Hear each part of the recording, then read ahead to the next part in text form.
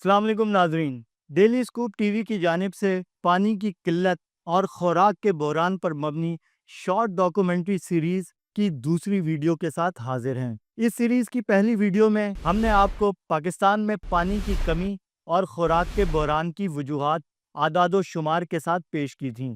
आज की वीडियो में हम बात करेंगे हुकूमत पाकिस्तान के ग्रीन पाकिस्तान इनिशिएटिव की, यानी ये वो मंसूबा है जो कि पानी की किल्लत और खुराक के बहरान से निमटने के लिए तरतीब दिया गया है।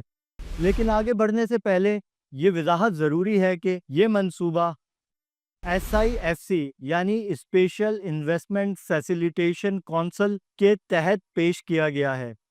SIFC एक ऐसा इदारा है जिसकी सरबराही वज़ीर आज़म पाकिस्तान करते हैं, जबकि इस काउंसिल में तमाम वफाकी और सूबाई वज़रा, आला ब्यूरोक्रेट्स और पाकिस्तान की मुसल्लह अफवाज की नुमाइंदगी शामिल है।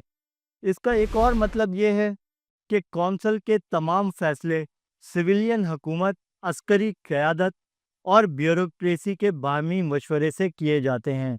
आइए जानते हैं कि ये मंसूबा क्या है, इसके अहदाफ क्या हैं और क्या वाकई ये पाकिस्तान के ज़रई मुस्तकबिल को महफूज बनाने में अहम किरदार अदा कर सकता है। Ministry of food security and research के मुताबिक पाकिस्तान में 7 करोड़ एकड़ ज़रई ज़मीन मौजूद है, लेकिन इसमें से सिर्फ 4 करोड़ एकड़ ज़मीन ही काबिल काश्त है। ग्रीन पाकिस्तान इनिशिएटिव के तहत 1 करोड़ एकड़ इजाफी ज़मीन को ज़रई मकासद के लिए इस्तेमाल में लाए जाने का हदफ है।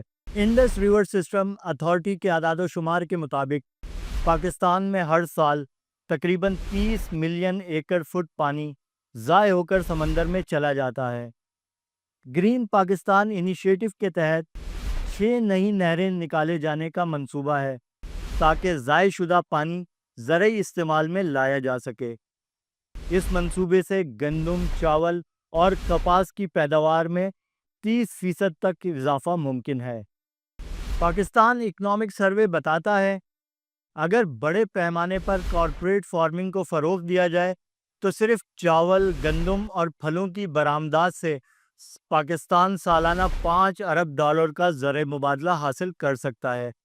इस मंसूबे के तहत 20 लाख किसानों को जदीद मशीनरी, खाद और बीज फराहम किए जाएंगे। 25 लाख अफराद को रोज़गार के मौके फराहम होंगे, जिसमें ज़्यादातर देही इलाकों में रहने वाले लोग शामिल हैं।